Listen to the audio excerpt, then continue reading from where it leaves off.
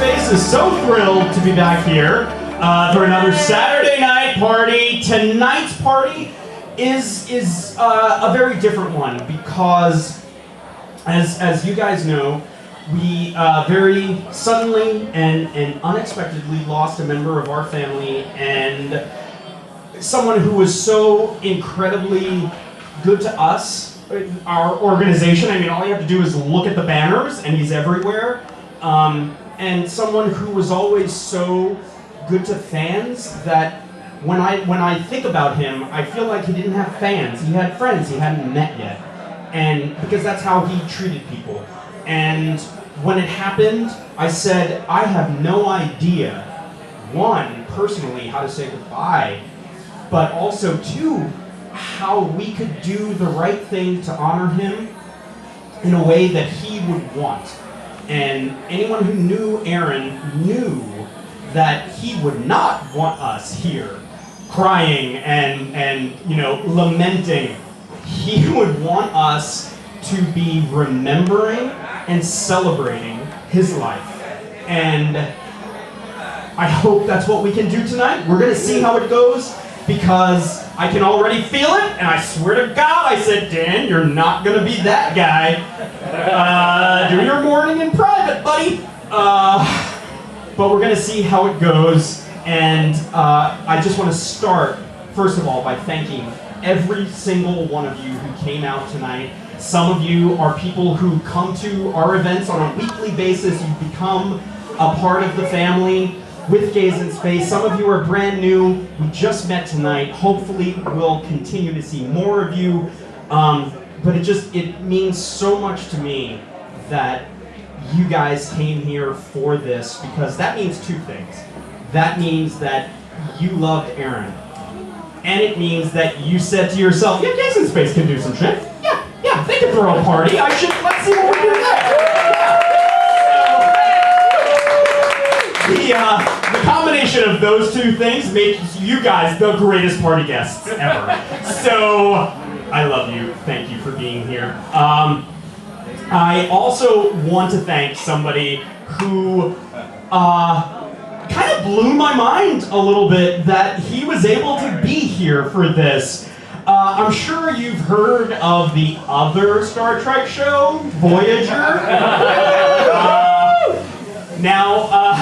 Reports of any conflict or competition between the middle child, which was Deep Space Nine, and the favorite, when she was born, a Voyager, grossly overrated because the Star Trek family truly is a family, and it's something that I, as a fan, am so grateful for, because they say never meet your heroes. Thank God, my heroes are Star Trek people, and they're great people. Like, they do not disappoint. They're real people who get Roddenberry's vision of a future where we help each other. We work together. We are not in this life for selfish reasons. We're in it to make everyone better. And in that spirit, I would like to welcome to the stage Garrett Wang.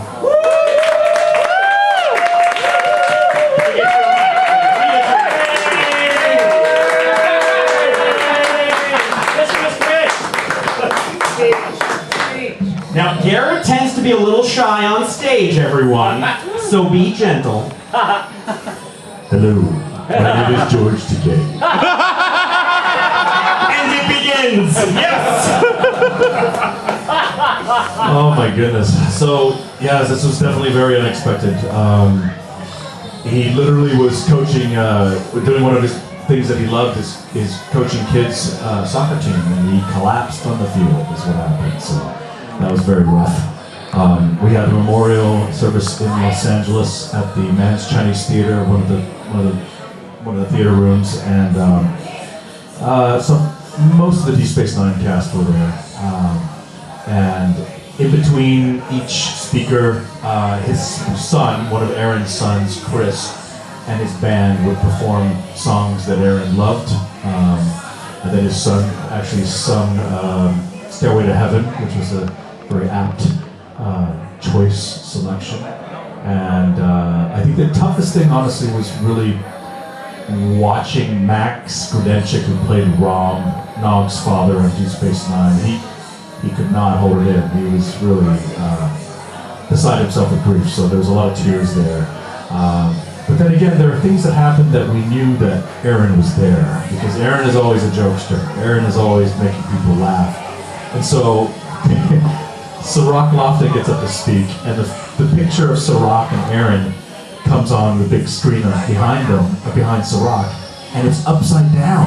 It's just like, and everyone's like, what the? I'm like, oh my God, Aron is behind this. He is here right now. And then another picture was with Iris, the creator of DS9, and that picture of Aron and Ira is sideways. Like, all these weird things were happening during the actual ceremony. So, and you can totally see that he was watching, saying, lighten up, everybody! Yes. Lighten up! No one was more grateful for living than I was. No one embraced it more. No one was more appreciative.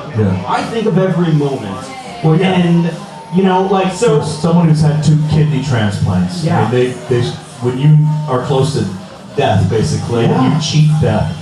You learn to appreciate life because of that, right? So he did live life to its fullest. He was always trying to make people laugh. I remember times at the Star Trek Las Vegas convention, Aron kind of was like a little bit of Chevy Chase in him, in that Chevy Chase would always do these fake falls, and Aron would do that too. Aron would walk past my signing table, and he'd fall like into my booth, like knocking down merchandise and everything. It was just, what are you doing? But it was all for a... When he went for it, he went for it all. There was nothing half-assed about Aron. No. And God forbid you ever tried to take a selfie when he was in the room, but not in it. Right. He would photobomb everything. You just see a little Eisenberg head popping out here, popping out between the... And there are so many of them where people are like, oh, that Aron. And you look at the photo and it's like, where's Waldo? It's like, but I don't see him. And then, it's like, oh,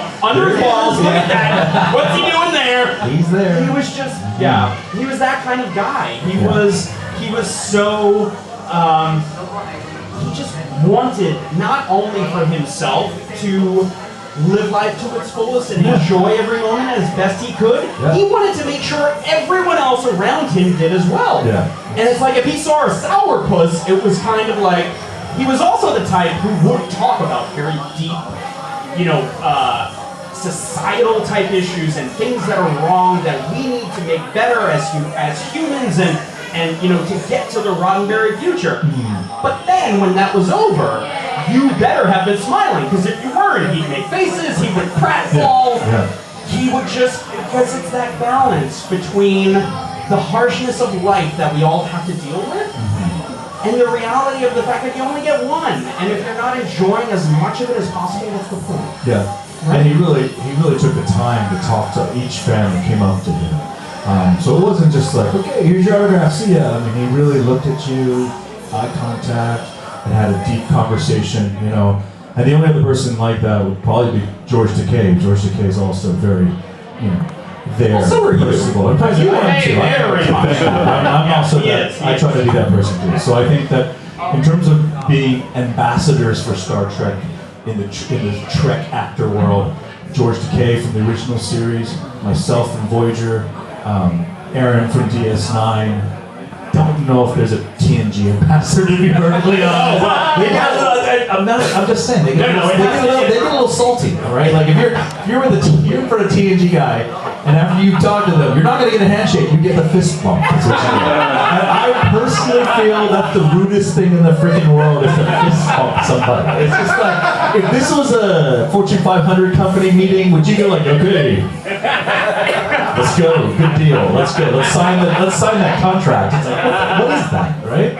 That's true. Yeah, that's you true. should shake people's hands. I was going to say, though, if you were looking for kind of the most jovial and immediately joking, that's Dorney. Because Dorney just cuts it up. He does. I am so lying because Dorney is stone-faced. I love him so much. He is probably, of all the actors on TNG, like the closest that I'm to. Really? We've worked together on other stuff. I love him to death. But man, you need to break through that exterior, and then you get to know the real Norm. Yeah. But people like you, people like Aron, there is no time of initiation. There is, I think Kate is like this as well. When you meet Kate, you have to kind of prove that you have a little something to say that she's never heard before.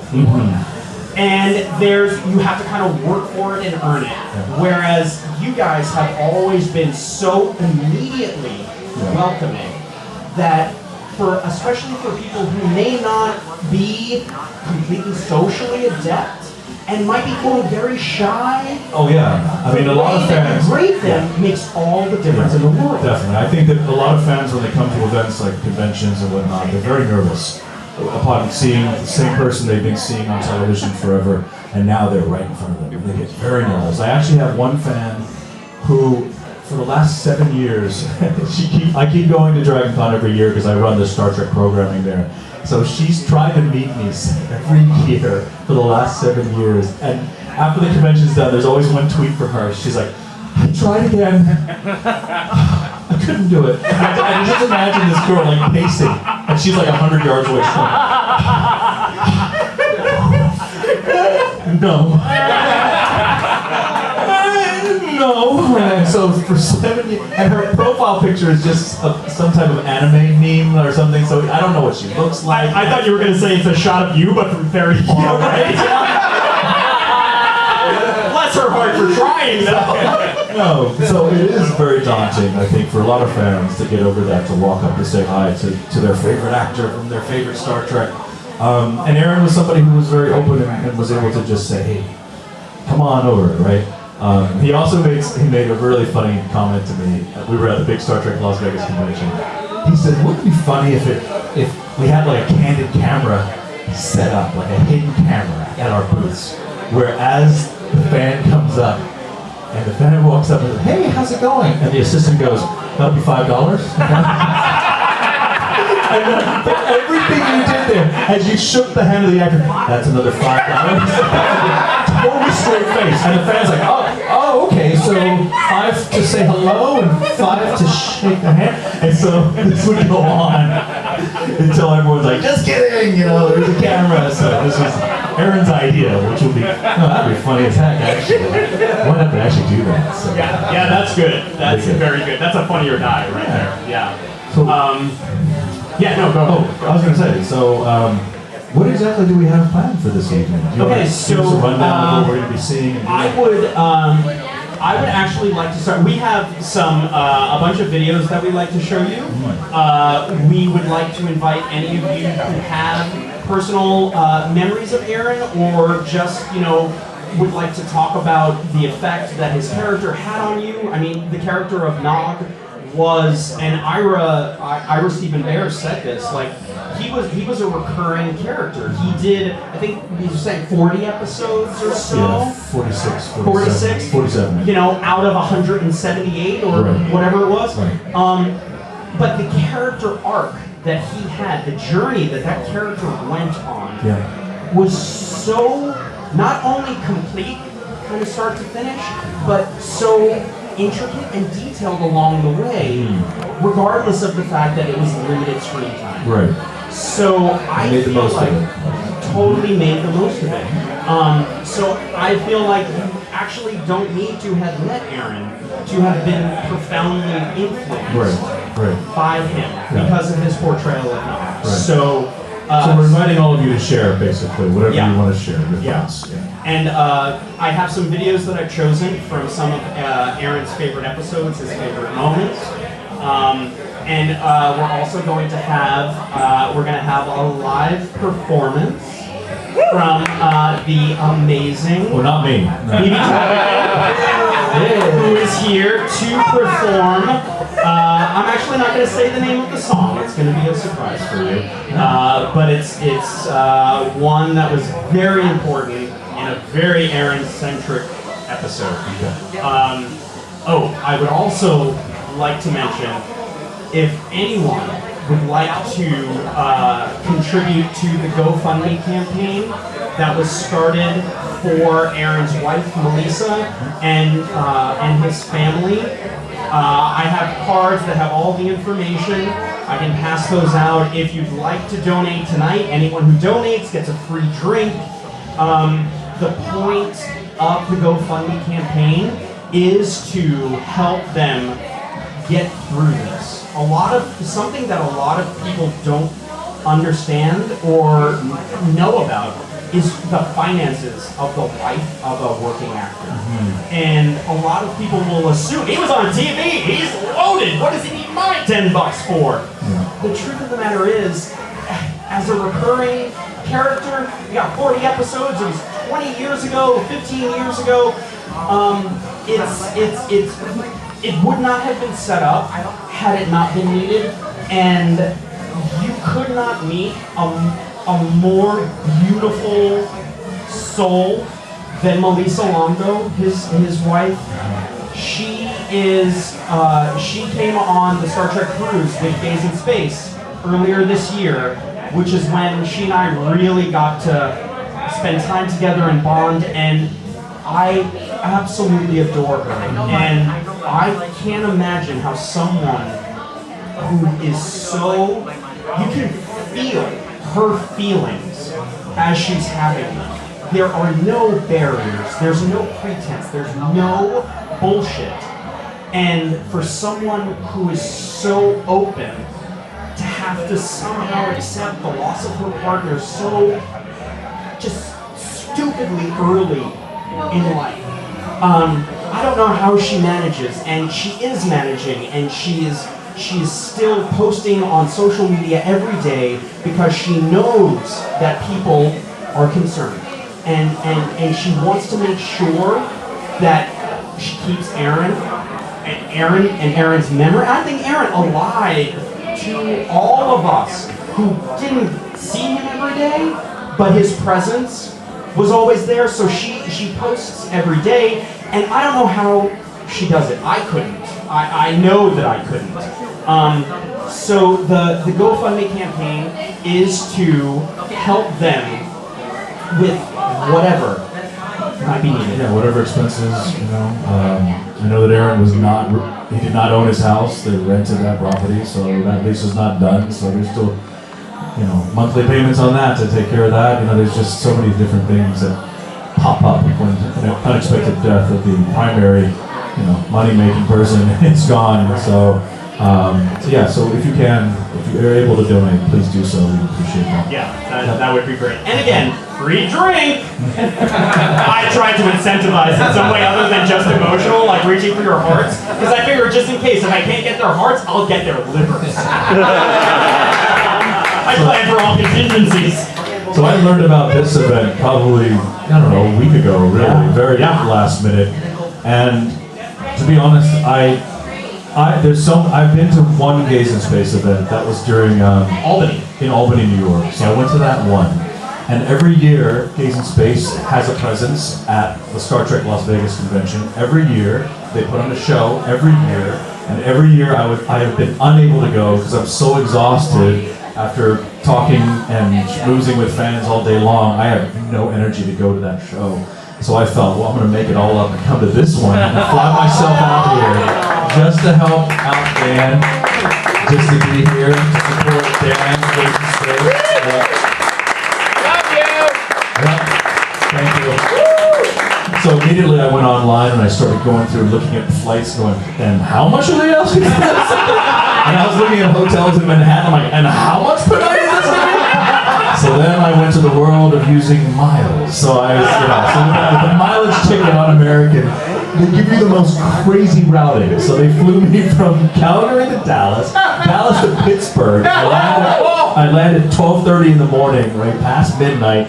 And the next flight was 6 a.m. So I went and got a hotel room and chilled out and took a shower and went right back to the airport, landed at 7:30, and clearly no hotel in Manhattan or New York is going to be available. Your room's not ready at 8 a.m., right? So I'm sitting in the hotel lobby, sitting there, and I'm just kind of doing this like a zombie. And honestly, I think I'm going to die right now. I'm so tired. this is going to be a news story. He goes to the memorial service in New York with Gaze in Space for Aron Eisenberg and dies on the lobby couch before getting there. That's how tired I was. You know how bad that would be? Because then I'd have to plan another memorial! Oh man, thank you for not dying. Thank you. So the GM of that hotel was Asian American. I was like, help a brother out! Any room! Broom closet! Anything! Must sleep! So, anyway, so I got a lot of sleep, so I'm good. So I'm here. So. That's awesome. And it does, I mean, for those of you in the entertainment community, for an actor to spend his own money on stuff, that is huge! That is huge! We're used to getting everything free, so Yeah. I'm like, what? Yeah, I was actually bracing myself for the, can I be reimbursed? Yeah. Here's my invoice. Yeah! Non-profit in every sense of the word. That's Gaze in Space. I hear you. But yeah, I mean, the fact that you're here, so... Of course. I was really worried about having to be up on this stage by myself doing this because... Dan had a lot of worry about this. Yeah, you know, I said, I will because help you out. I want to make sure we do it right, and finding that balance between respectful mourning and celebration of life. Yeah. It's not easy. Had me worried. So the fact that you're here and means so much. So can we have another round of applause? Thank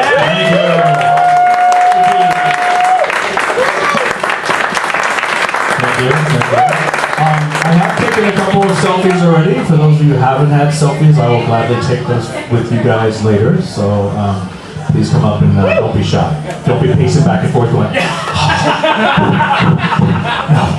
don't do that. There'll be no need for the zoom lens. You can actually speak with us. Yes. And if everyone can hang around at the end of the evening so we can all take a group photo together, Great. I'd like to do that so we can send it to Melissa and, you know, send along. If anybody would like to send a personal message, you know, we'll put all of that together. We're filming it because we actually got some requests from people who weren't in New York who said, can you live stream it? And I thought, what's that? Probably not in enough time because we had like 3 seconds to plan this. Yeah. So instead, we're videoing it, and tonight when I go home, I'm not going to sleep until I get it edited and posted so that everyone who's not here can You're see going to it. upload this tonight? I am, especially now that I just said it on camera. God, I got no choice. Good job. Good job. You can edit that out.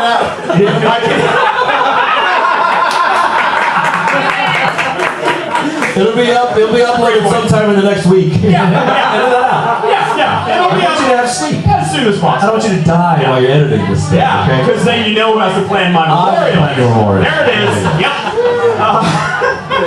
Okay. I think we should show a clip from one of Aron's favorite episodes. Okay. This was. Are we looking at these screens here? Yes. Okay, so Right for up all here. of you sitting here, you're going to have to somehow twist your... Okay. So there There's a screen there? was. Aron said during the What We Left Behind DS9 documentary that he felt that the journey that Nog went through was so similar to his own life that he thought the writers were kind of picking up on what he was going through and translating it and amping it up for Nog.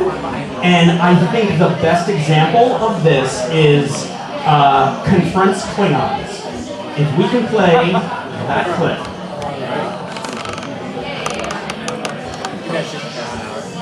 Problem I want to hear about. Well, sir, it's the Klingons, sir. What about them? It's their attitude, sir. It's bad. Bang. They're loud, obnoxious, and if I may say so, sir, generally intoxicated. They walk around the station like they own the place. And whenever a station security officer tries to talk to them, say to ask them to keep the noise level down the promenade, they ignore him. You mean they ignore you? They never look me in the eye when I try to talk to them, sir. They just stare over my head and pretend I'm not even there. I hate when they do that. I can see how that might be annoying. Not as annoying as listening to him complain about it all the time. Here's what I suggest, Cadet. The next time the Klingons refuse to acknowledge your presence, do what a Klingon would do. Confront them about it. If you stand up to them, you'll earn their respect. Or get your butt kicked, one or the other. I'll wait. I'll never ignore you again. I don't believe this. What's wrong? They're loitering on the promenade. In our own spots. I guess they know a good view when they see one. Jake, don't you get it? They know I'm territorial about that spot. They're purposely doing this to insult me. No, you are definitely getting stranger as you get older. I can't let them do this to me. Stay back, Jake. This could get ugly.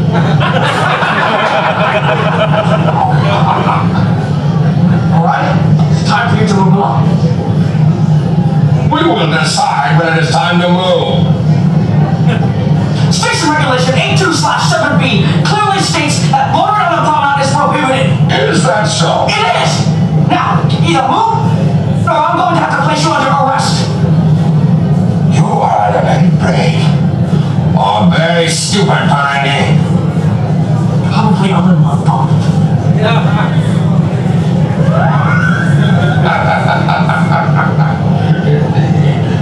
Courage comes in all sizes. But don't tempt fate. Gosh. I'm impressed.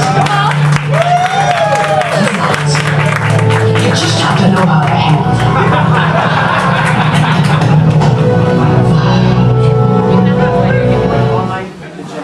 Right? I mean, that is so, because Aron was not a tall man. He was not a tall man, and but he had the spirit, the personality of someone like 4 times his physical size. And I really felt, especially at the beginning of that, when he says they look over my head and pretend that I'm not there, that he probably dealt with that a lot in his personal life, because people can be shitty and they can do things like that. And the fact that the writers of DS9 incorporated that into the character of Nog, who was already incredibly complex and developing, made it a deeper. His personal struggles made the character deeper and richer. And that was a benefit to all of us, to everyone who watches the show. You know, what we get from that scene especially, you know, kind of comes from the pain that he had to endure. I mean, I think a lot of actors, it's because they felt some shit in their day. And we, as the audience, end up learning from that and growing from that. And just that moment very specifically always stood out to me as the perfect example of how the marriage between an actor and a character, when it's done well, happens. This is a quick random story. Deep Space Nine was on season 3 when Voyager was on season 1. And Voyager actors used to go over to the Deep Space Nine set, which was literally across the road. It was right there. And we would go and eat their food. And then it was Aron and Jake. It was Nog and Jake, Aron and Sirach, that would come to the Voyager set and steal our food. And this went on for a while, and all of a sudden everyone got memos, like Deep Space Nine actors, Voyager actors. Voyager actors and Deep Space Nine actors will stay on their own respective sets and eat their own food and not cross over. And it was just like, oh my god. Random story. Okay. I'm curious, what did you guys have at craft service that they didn't? We just had different craft service people provide different food for their crews, and I honestly felt that the guy that we had was not the best, so that's why I went to Deep Space Nine to steal their food. That makes sense. Yeah. Actually, hey, another quick random story. Yeah. I was on the set a couple of times doing interviews for my college radio station. Really? And to date, the only actor I have ever been too intimidated to approach Was Jerry Ryan. Jerry Because, Ryan? hey, it's springtime. But I walked in to the set, and there she is in her 7 of 9 sleekness and gorgeousness. The impossibility of the physics of having that waist and that upper area blew my mind. And what made it more challenging, she was eating a Dorito. Very elegantly. And I was like, can't do it. No. Can't do it.